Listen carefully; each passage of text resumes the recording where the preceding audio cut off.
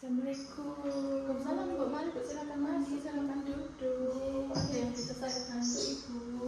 Bu, saya mau itu, saya kan baru lahir anak yang pertama, saya nggak bisa cara merawat bayi ini, itu saya masih bingung. Oh iya Bu, perawatan bayi baru lahir ya Bu ya. Oh iya, perkenalkan Bu, saya bidan jaga yang pada pagi hari ini. Nama saya Sudah Akhir Ani. Nanti saya periksa dulu ya Bu untuk kondisi bayinya. Sebelumnya ini dengan Ibu siapa? Nana. Oh iya Bu, Nana usianya 25 tahun ya Bu ya? Iya, Bu. Ini kehamilan yang pertama, anaknya perempuan Bu? Sudah lahir Kita lahir perempuan 1 hari yang lalu ya Bu ya? Ini di tensi, Bu tensinya bagus, 110/10, nadinya 80. Bayi lahirnya perempuan ya Bu, usia 1 hari. Berat lahirnya berapa Bu? 3 kilo, 3 kilo 3 on. Panjang badannya 48. Dari pemeriksaan bayinya bagus Bu, berat badannya bagus, cukup gitu. Nanti saya akan menjelaskan bagaimana cara perawatan bayi baru lahir ya Bu ya. Untuk yang pertama, pada bayi baru lahir itu tentang pemberian ASI. Karena pada usia 0 sampai dengan 6 bulan itu kan diperlukan untuk bayi hanya ASI saja ya Bu ya. Jadi pemberian ASI sesuai dengan kebutuhan bayi yang diberikan setiap 2 sampai 3 jam, paling sedikit 4 jam mulai dari hari pertama gitu. Jadi kalau misalnya 2 jam sekali harus diterapkan untuk minum ASI.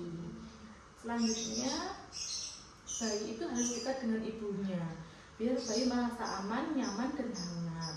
Dan untuk menjaga kebersihan bayi itu diupayakan untuk hangat ya Bu ya. Hangat, kering, dan mengganti popok, dan selalu digunakan selimut sehingga bayi itu tidak kedinginan. Dan diperlukan bayi itu tetap dijaga untuk kebutuhan nutrisinya sehingga bayi tidak dehidrasi gitu. Dan pada saat bayi baru lahir itu kan ada tali pusat yang belum kering. Nah itu nanti saya akan kasih tahu Ibu bagaimana cara untuk perawatan tali pusatnya gitu.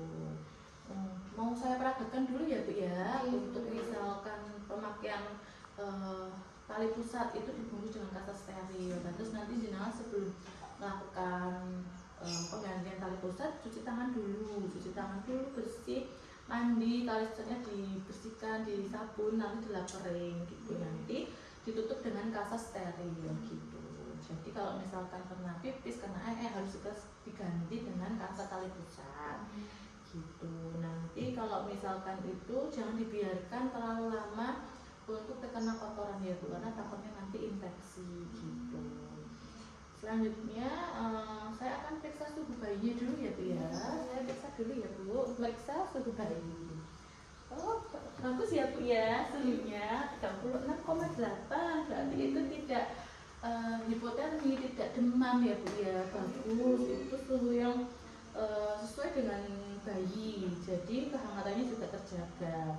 Kalau tanda-tanda bayi yang sangat harus diperhatikan atau diwaspadai yaitu bayinya itu seperti kesulitan untuk bernafas. Jadi frekuensi nafasnya itu lebih dari 60 kali selama 1 menit dan suhunya tinggi. Kalau misalnya ketika diukur suhu 36 itu kan normal ya Bu ya. Nanti kalau misalnya suhunya lebih dari 36 atau di bawah 36 berarti itu harus diwaspadai. Kalau misalkan suhunya lebih dari 36 derajat Celcius berarti kan tandanya bayi itu demam. Kalau misalnya kurang dari itu berarti tandanya bayi itu hipotermia Bu ya. Jadi harus diwaspadai. Pada saat awal-awal bayi lahir itu pasti akan terlihat kuning atau kebiruan. Nah itu juga termasuk salah satu tanda-tanda bahaya pada bayi baru lahir. Tali pusatnya berbau busuk, keluar sel atau nanah. Itu tadi saya jelaskan bahwa terjadi infeksi pada tali pusatnya ya Bu ya. Gitu. Untuk Ibu ada yang mau ditanyakan lagi enggak? Belum Bu, sebenarnya sudah cukup jelas. Oh iya, berarti Ibu sudah jelas ya apa saja tanda bahayanya tadi ketika tali pusatnya berbau dan demam. Nanti harus segera tindak ke rumah sakit atau ke bidan terdekat gitu. Kalau misalnya nggak ada yang ditanyakan lagi, nanti di rumah diterapkan ya Ibu cara perawatan tali pusatnya tadi. Baik, terima kasih atas kunjungannya. Saya akan melakukan tindakan dokumentasi dulu ya Bu ya. Dilakukan edukasi pada Nyonya N dengan perawatan perawatan bayi baru lahir. Terima kasih Bu atas kunjungannya. Nanti kalau misalkan ada keluhan seperti yang saya sebutkan tadi, segera tindak ke bidan atau rumah sakit terdekat.